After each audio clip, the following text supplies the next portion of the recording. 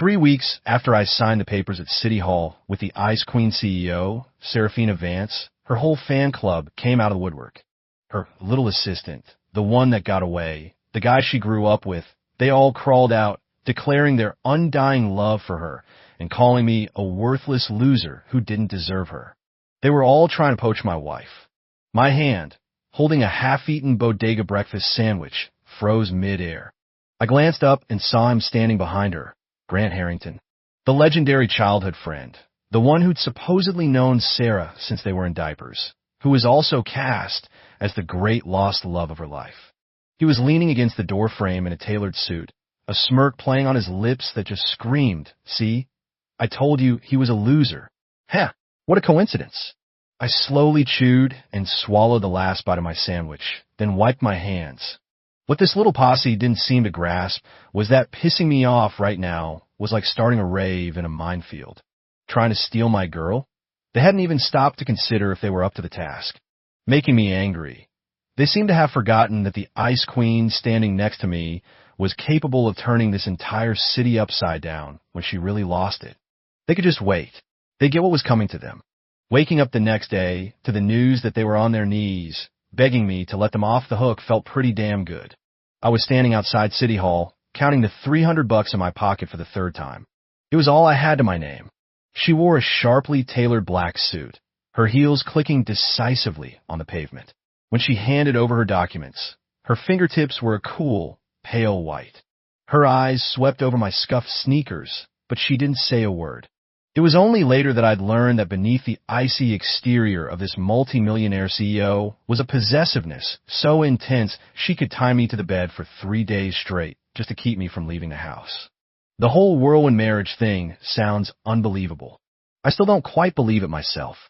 After all, Serafina Vance was the kind of woman who could walk into a room and make the temperature drop by 10 degrees. And me? I had a degree from a state school, a moldy-smelling studio apartment in a rough part of Queens, and a salary of $45,000 a year. After rent and utilities, I had just enough left over for microwavable mac and cheese. 2. My mom was the one who forced me into the blind date. She said the woman was a great catch and begged me to at least wear a clean shirt. I dug through my closet and found the only white button-down I owned that wasn't pilling, though it had a faint grease stain on the collar I could never get out. Before leaving, I drenched it in half a bottle of cheap drugstore cologne to mask the smell of my apartment.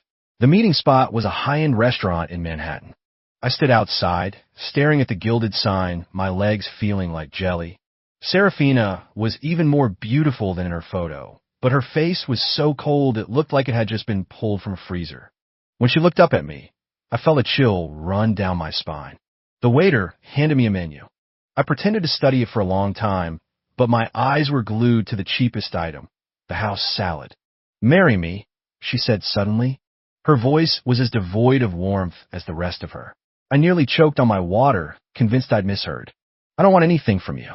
I have the house, the cars. All you have to do is sign the papers with me." She added the sentence as casually as if she were commenting on the weather. I just stared at her, my mind racing. Was this woman insane? Or was this some new, elaborate scam? But she didn't look like a scammer. Everything about her screamed, "I'm ridiculously rich." "Why me?" I finally managed to ask. She put down her fork and knife, looking directly into my eyes. "You seem dependable, and I need a husband to deal with my family." In other words, she was looking for a prop. 3. It stung a little, but then I thought about it. This wasn't exactly a bad deal. I had no money, no house, no car. I was average looking at best. Marrying a woman like this, even if it was just a name only, didn't seem like a loss. "Okay, let's do it," I said, gritting my teeth. Looking back, I was so broke I couldn't think straight. I didn't even consider the potential pitfalls hidden beneath the surface. The day we got the license, Serafina picked me up in a Maserati, a car I'd only ever seen online. I sat in the passenger seat, not knowing where to put my hands, terrified I'd smudge something. Inside City Hall, the clerk gave us the strangest look. One of us was in a power suit, radiating authority. The other was in a faded t-shirt and jeans, looking completely out of place. When we posed for the photo, Serafina leaned slightly toward me. I was so nervous my back was drenched in sweat. 4. Holding that marriage certificate, it still felt surreal. I was married, and my wife was a CEO. Come home with me, Serafina said, handing me one of the certificates. Her tone was as flat as ever. Her place was a duplex penthouse in the most luxurious building on the Upper East Side. It was so big I could have gone for a run inside. The decor was all cool tones and minimalist, just like her. There was no sense of a real person living there. Your room is upstairs, first door on the left, she said, pointing. Mine is next door. Don't bother me unless it's an emergency. I nodded, hauling my single suitcase with its few changes of clothes up the stairs. The room was huge, with its own bathroom, bigger than my entire old apartment. I set my suitcase in a corner and sat on the plush king-size bed, feeling like I was in a dream. The days that followed were unnervingly quiet. Serafina was busy, leaving early and coming home late. We barely saw each other. When we did cross paths at the dinner table, we ate in silence. There was no conversation. I found a new job as an office assistant at a small firm. It was less stressful than my last one, and the pay was a little better. I figured this was fine. We could live our separate lives in peace. 5. Then one day, I was working late. When I got home, I ran into Serafina's assistant. She was a sharp young woman who greeted me with a friendly smile. Leo, you're back. I felt a little awkward and just nodded. Ms. Vance had a networking event tonight. She had a little too much to drink, so they asked me to drive her home. The assistant explained this as she helped the stumbling Serafina out of the car. Serafina was leaning on her, her face flushed, her usually icy gaze now hazy and unfocused. It was the first time I'd seen her like this. It was different. Thanks for your help. I can take her from here. I walked over and took Serafina's arm. She smelled faintly of wine, mixed with her usual crisp, cool perfume. It was actually quite nice. I helped her upstairs. Her body was soft and light, a complete departure from the powerful CEO she normally was. As I laid her on the bed, she suddenly grabbed my wrist. Her hand was cold, but her grip was surprisingly strong. Don't go, she mumbled, her voice thick with something that sounded like desperation. I froze, thinking she must have mistaken me for someone else. Sarah, wake up. It's Leo, I said softly. She didn't open her eyes, just tightened her grip, mumbling something I couldn't make out. I had no choice but to sit on the edge of the bed and wait. She slept restlessly, her brow furrowed. I looked at her face. Without her makeup, she looked less severe, almost gentle. She really was beautiful. On some strange impulse, I reached out, wanting to smooth the worry from her forehead. 6. Just as my fingers were about to touch her skin, her eyes snapped open.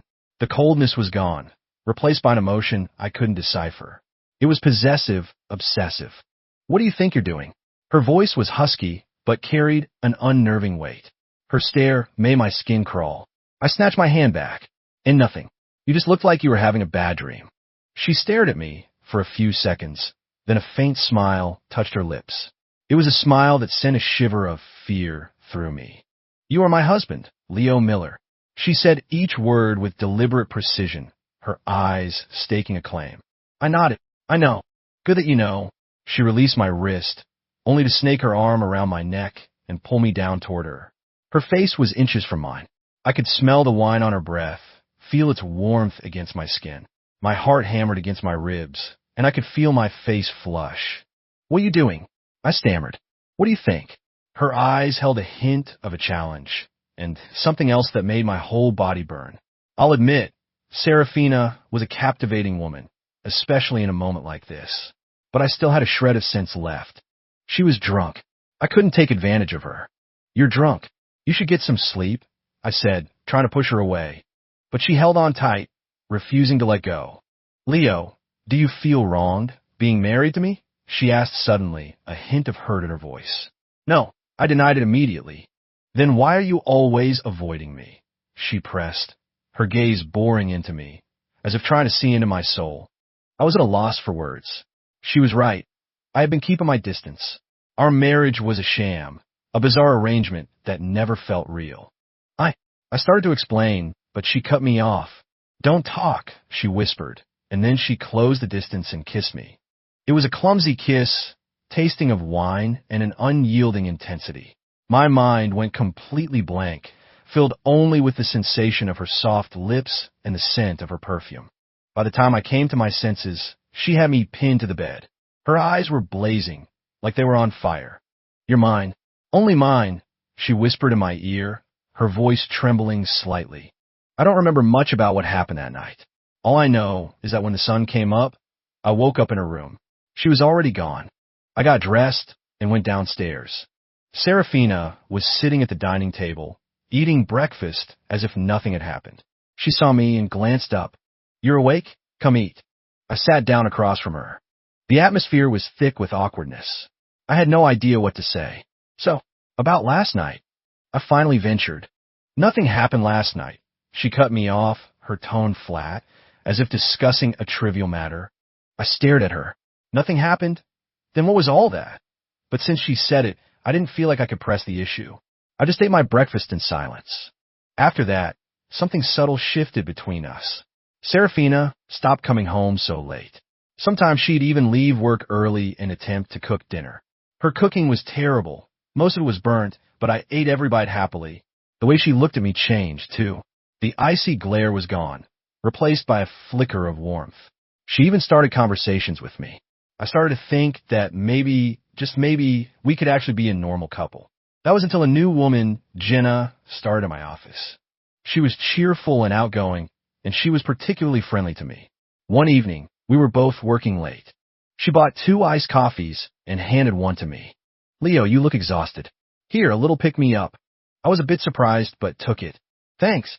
Don't mention it. You've been staring at that screen for hours," Jenna said with a smile, revealing 2 small dimples. We stood there by the office door, just chatting for a few minutes. She asked if I was married, and I said yes. She seemed surprised, saying I didn't really give off a married guy vibe. I just smiled and didn't elaborate. When it was time to leave, it turned out we were heading in the same direction, so we walked together for a bit. We passed a fruit stand, and she insisted on buying me a bunch of grapes, telling me they were really sweet. I tried to refuse, but she wouldn't take no for an answer, so I accepted them. When I got home, Serafina was sitting on the sofa, and she did not look happy.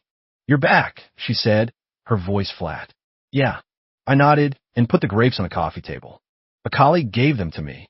They're supposed to be sweet. Want to try some?" She glanced at the grapes, but didn't touch them. Instead, she asked, "Who did you walk home with?" My stomach dropped. How did she know? Just a colleague.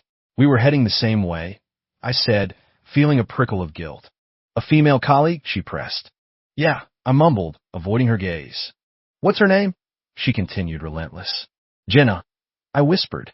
She didn't say anything, just stared at me, her eyes growing colder by the second. I felt incredibly uncomfortable under her gaze and tried to escape. "I'm just going to go upstairs and take a shower." "Stop," she said suddenly, her voice like ice. I froze and turned to face her. "Why did she buy you grapes?" she demanded. "It was nothing really. We were just walking, she saw them, and she bought them." "It's not a big deal," I said. "Not a big deal," she scoffed. "Leo, do you think I'm that easy to fool?" "I'm not trying to fool you." I was getting confused. It was just a bunch of grapes. Why was she reacting like this? "What did that woman say to you?" she asked again, her tone accusatory. "We just talked. About work stuff," I said. "Really?" She stood up and walked toward me, step by step. "Because I heard you two were talking for quite a while. Laughing, even." I was stunned. How could she possibly know that? Did she have me followed? "Serafina, what is this?" I frowned, a flicker of anger rising in me. "What is this?" she repeated, closing the distance between us, her eyes filled with a terrifying darkness. "Leo, you are my husband. Do you think it's appropriate for you to be walking so close to another woman, accepting gifts from her? We're just co-workers. You're overthinking this," I insisted. "Overthinking." She suddenly grabbed my arm. "Let me make this clear. You are mine. You belong to me. You are not to associate with any other women. Do you hear me?" Her eyes were genuinely frightening, like she wanted to devour me whole. I was shocked by this side of her. I had never seen her like this before. "Sarah, calm down. We're just colleagues," I said, trying to pull my arm away. "Calm down." "How can I be calm?" Her voice rose with emotion. "When I see you with another woman, all I can think about is gouging her eyes out, so she can never look at you again." Her words sent a real jolt of fear through me. This woman was completely unhinged. You're insane, I shouted without thinking. She froze, a flicker of hurt in her eyes before it was swallowed by pure obsession. Yes, I am, she said with a chilling smile. The moment I decided to marry you, I went insane. Leo, you're not allowed to leave me. You're not allowed to talk to other women. You're not allowed to even look at another woman. If you do, I don't know what I might do, she whispered in my ear, her voice a menacing promise. A knot of dread formed in my stomach. Marrying her might have been the single worst decision of my life. Serafina, this was a marriage of convenience. You can't just control my life like this, I said. Convenience? What convenience? She asked, as if I told a hilarious joke. From the day we signed those papers, you became completely and utterly mine. There is no convenience. There is only you and me. She shoved me onto the sofa, her body pressing me down. What are you doing? I asked, a wave of fear washing over me. You, she said, her eyes wild with a terrifying fire. Her kisses were punishing, a storm of anger and possession. They were forceful, and they hurt. I struggled, trying to push her off. She ignored me, kissing me harder. Finally, when I was too exhausted to fight anymore, she stopped, breathing heavily as she stared down at me. Remember this, Leo. You are mine, and no one is ever going to take you away. Her eyes were burning with a frightening possessiveness. I looked up at her, a mix of anger and fear churning inside me. This woman wasn't just an ice queen. She was a monster. The next day at work, I felt a sense of dread when I saw Jenna. She greeted me with her usual sunny smile. Morning, Leo. I managed a weak, forced smile and avoided making any more conversation. I spent the entire day deliberately avoiding her, making sure we had no contact whatsoever. But trouble found me anyway. That afternoon, Jenna was suddenly called into HR and told she didn't meet the company's employment standards. She was fired. She came to me in tears, sobbing that she had no idea what she'd done wrong. My heart sank. I knew without a doubt that Serafina was behind this. I'm sorry, Jenna. There's nothing I can do, I said, guilt gnawing at me. She looked at me with deep disappointment before turning and walking away. I felt sick to my stomach. When I got home, Serafina was already there. She was sitting on the sofa, casually reading through a document. You're home, she said, glancing up, her tone unreadable. I ignored her and started walking upstairs. Stop, she called out again. I stopped, but didn't turn around. She was fired. Are you upset? She asked. I spun around to face her. Serafina, you've gone too far. Too far. She raised an eyebrow. I was merely protecting my property. I'm not your property, I said through gritted teeth. You are my husband, she corrected, her gaze unwavering and absolute. I didn't want to fight with her. I just went to my room and locked the door. For the next few days, we were in a Cold War. We lived under the same roof, but were like complete strangers, ignoring each other's existence. I was torn. On one hand, her actions were extreme and terrifying. On the other hand, there was a part of me, a part one couldn't explain, that felt something else entirely. About a week later, Serafina's assistant suddenly asked to meet with me. Her name was Becky, and she always seemed so professional and proper. I never expected her to pull a move like this. She asked to meet at a coffee shop near my office. Leo, I need to talk to you about something, Becky said, looking uncomfortable. What is it? I asked. It's about Ms. Vance. She lowered her voice. The truth is, Ms. Vance has always been in love with someone else. Her childhood sweetheart, Grant Harrington. His family is very powerful, and they're a perfect match for the Vances. I stared at her stunned. What was this new drama? They were deeply in love. If it weren't for a misunderstanding, they would have been married years ago. Becky sighed. Mr. Harrington just came back to the city, and he's been trying to see Ms. Vance to start over with her. I looked at Becky and said nothing. Leo, I know you're a good person, she said, her eyes full of pity. But you and Ms. Vance, you're just not right for each other. A woman like her needs someone like Mr. Harrington, someone who can support her in business, not someone like you who. She trailed off, but her meaning was crystal clear. I had a laugh. And, what do you want me to do? Divorce Serafina so they can have their happy ending. Becky nodded, looking slightly embarrassed. Leo, I know this is unfair to you, but it's better to rip the Band-Aid off now. If you stay with Ms. Vance, you'll only end up hurt. Mr. Harrington said that if you agree to the divorce, he's prepared to give you a large sum of money, enough to set you up for life. I almost laughed out loud. This plot was so cliché, it felt like it was lifted from a bad soap opera. And you think I'll agree to that? I asked. Leo, don't be a fool, Becky pleaded. You and Ms. Vance are from different worlds. She might be interested in you now, a little novelty, but as soon as Mr. Harrington is back in the picture for good, she'll go back to him. Thanks for the info, I said, standing up, but I think I can manage my own affairs. I walked out without another word. What a waste of time. She was a complete idiot. If I got a divorce, I'd be entitled to half of my wife's assets. Did she really think I couldn't tell the difference between a few million and a massive fortune? All these villains were morons. I knew this was the work of that so-called childhood sweetheart, Grant. He was trying to get me to bow out gracefully. It was hilarious. A few days later, Grant Harrington actually showed up in person. Like Serafina, he was decked out in designer clothes, looking smooth and sophisticated, but with an arrogant glint in his eyes. He was waiting for me outside my office building. You're Leo Miller? He asked, looking me up and down with open disdain. I am, I nodded. And you are?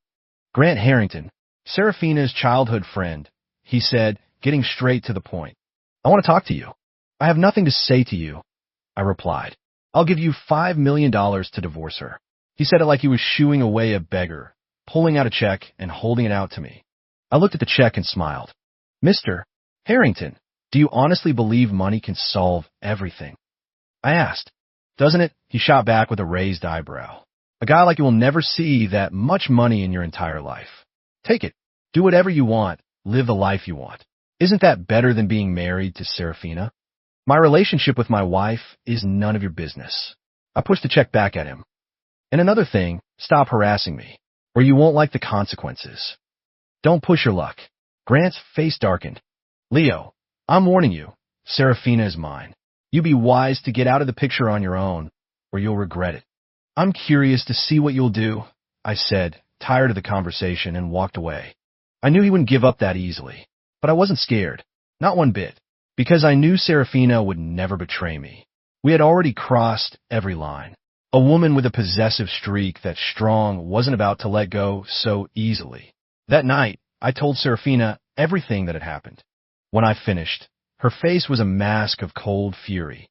I'm sorry you had to go through that, she said, looking at me with genuine regret in her eyes. It's fine, I smiled. I'm not that fragile. I'll take care of Grant Harrington, Serafina stated. You don't have to worry. I'm not worried, I said, looking at her. I just think they're pathetic. Serafina looked at me, and then she broke into a smile. It was the first time I'd ever seen her smile so freely, so happily. She looked like a kid. What's so funny? I asked. You're an idiot, she said, walking over and wrapping her arms around me. But I like it. A warmth spread through my chest, and I hugged her back tightly. Sarah, I said, looking down at her.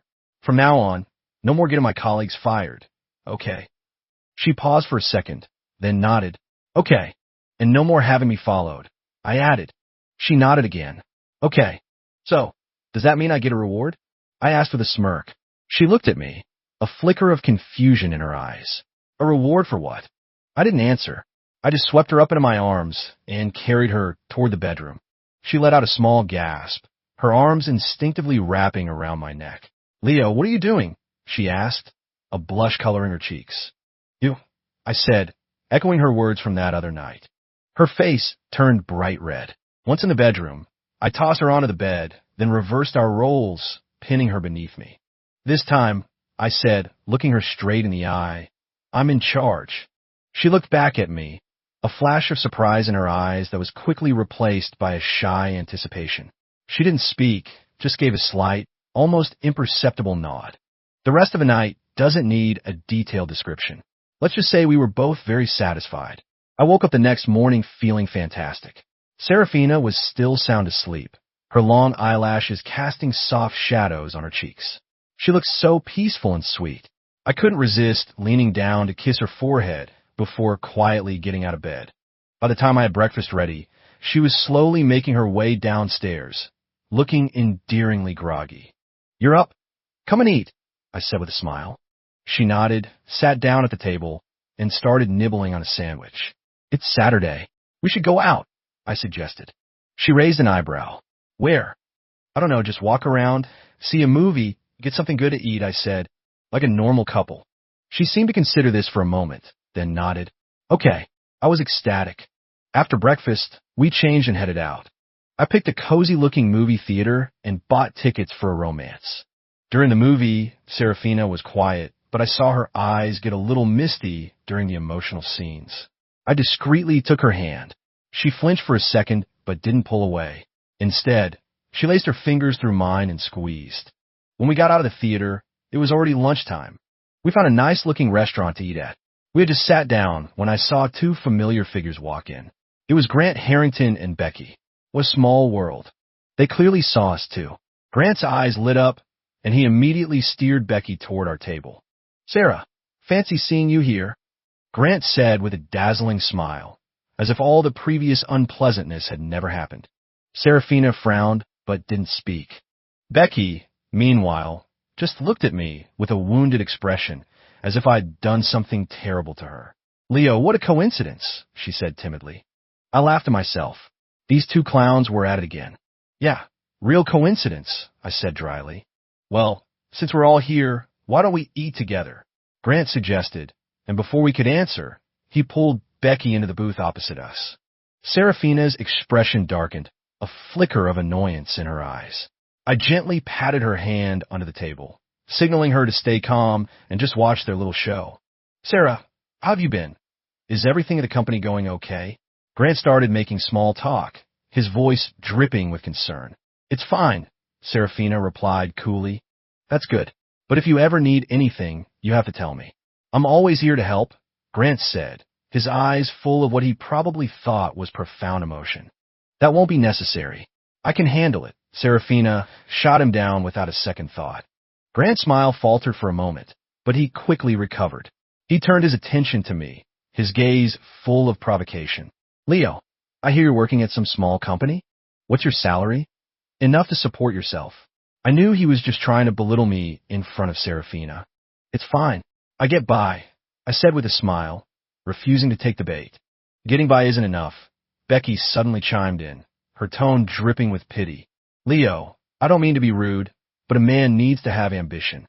How else are you going to make Miss Vance happy? Look at Mr. Harrington. He's so young and already runs his own company. He's so much more successful than you." I just smiled and said nothing. The concerned friend act was so transparent it was painful. Serafina's face grew stonier, and I could see her hand, gripping her fork, was trembling slightly. I knew she was about to blow. "Becky, does my life with my husband look like it's any of your business?" Serafina said, her voice dangerously low. Becky jumped, her face instantly turning pale. "Ms. Vance, I didn't mean anything by it. I just hate to see you settle." "Settle?" Serafina let out a cold laugh. "Since when do you have any say in my life?" Becky was so scared she couldn't speak, her eyes welling up with tears as if she was the victim. Grant quickly came to her rescue. "Sarah, don't be angry. Becky meant well. She just can't stand to see you in a bad situation." "And what bad situation is that?" Serafina demanded, her eyes now burning with fury. "Grant Harrington, I'm warning you. Keep your people from spouting nonsense in front of my husband and me ever again, or you'll regret it." Grant was taken aback by her ferocity. He froze for a second, then his own anger flared. "Sarah, I'm just trying to look out for you. You can't possibly be happy with him." "Whether I'm happy or not is none of your damn business," Serafina said, standing up. "Leo, we're leaving." I quickly stood and followed her out. "Sarah, wait." Grant called after us. Serafina stopped and turned, her gaze so cold it could have frozen lava. "Grant Harrington, from this day forward, stay out of my sight. If you don't, I will make sure you, and your company, pay the price." With that, she grabbed my hand and pulled me away, not giving him another chance to speak. In the car, Serafina was still fuming, staring silently ahead. "Don't be angry. They're not worth it," I said, taking her hand. She turned to look at me, her eyes filled with guilt. "I'm sorry. I didn't mean for you to see that." It's fine, I smiled. Like I said, they're just clowns. Not worth our time. She nodded, not saying anything, but her grip on my hand tightened. I knew then and there, Grant and Becky were about to have a very, very bad time. And sure enough, a few days later, the news broke. Grant's company was suddenly under investigation for severe financial irregularities. Its funding dried up, and it was facing bankruptcy. As for Becky, Serafina had her fired for leaking corporate secrets and then sued her. She was facing jail time. When I heard the news, I wasn't surprised at all. I'd known from the beginning. You can piss off anyone in the world, but you don't piss off my dangerously possessive wife. When she gets angry, she doesn't mess around. That evening, I came home to find Serafina on the sofa, looking at a file, her expression neutral. The thing with Grant and Becky. That was you, wasn't it? I asked. She glanced up and nodded. Yes. You don't pull your punches, I said with a small smile. They made you angry, she said, looking at me with a startling intensity. Anyone who makes you angry will pay the price. A warmth spread through my chest. I went over, sat beside her, and pulled her into a hug. Thank you. We're married, she whispered into my chest. If I don't have your back, who will? I tilted her chin up and kissed her forehead, my heart swelling with a profound sense of happiness. Serafina might be obsessive and extreme, but her devotion to me was real and absolute. Having a wife this possessive, it was actually pretty great. After that, no one ever bothered us again. Grant's company went bankrupt, and he was arrested for financial crimes. Becky's fate wasn't much better. She lost her career and was buried in legal battles. Her future looked bleak, and the bond between Serafina and me grew stronger every day. She slowly shed her icy shell, becoming warmer, more gentle, and more dependent on me. Of course, her possessive streak still flared up from time to time. A female colleague at my new job talked to me for a few minutes too long one day, and the next day she was transferred to a remote branch office. I knew it was Serafina's doing, and while a part of me felt a twinge of guilt, another, smaller part of me was secretly pleased. At least it meant she cared. A lot. Our life continued on, peaceful and happy. I eventually quit my job and took a cushy, do-nothing position at Serafina's company. I had no real power, but I got to see her every day, and that was more than enough. Serafina, in turn, cut back on her networking events and made sure to be home for dinner with me every night. On weekends, we'd go grocery shopping, see movies, and take walks in the park, just like any other normal couple. Sometimes, I'd think back to when we first got married, how we were strangers, awkward and distant. Who could have guessed we'd end up here? One night, I came out of shower to find Serafina sitting on the edge of the bed, staring intently at our marriage certificate. What are you looking at? I asked, sitting down beside her. She looked up at me, her eyes full of a soft, warm light. Nothing. It's just, I find it all a little unbelievable. What's unbelievable? I asked. That I actually married you, she said with a small smile. And what's even more unbelievable is how much I've come to love you. My heart skipped a beat, like it had been struck by lightning. It was the first time she had ever said those words to me. I was so moved I couldn't speak. I just pulled her into a fierce hug. Serafina, I love you too, I whispered into her ear. She hugged me back, holding on tight. Leo, promise me you'll never leave me, she said, her voice trembling slightly, as if she were afraid. I will never leave you. Never, I said with all the sincerity I possessed. I knew that, deep down, she was terrified of being abandoned. I would spend the rest of my life protecting her, loving her, and making sure she never had to feel that fear again. The night grew late. Serafina was asleep now, her breathing even and calm. I watched her sleep and couldn't help but lean in and kiss her cheek. Marrying an Ice Queen CEO with a dangerous possessive streak sounds like a horror story, but only I know the truth. Beneath that cold, perfect exterior is the most passionate and loyal heart I have ever known. I'm so damn glad I said yes to her that day, and I'm even more glad that neither of us ever gave up. The road ahead is long, but I know nothing can tear us apart, because we are everything to each other. We are the light in each other's lives. Thinking this, I couldn't help but smile.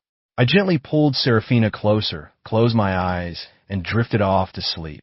Tomorrow would be another beautiful day, And my possessive, perfect wife and I would face it together, happily.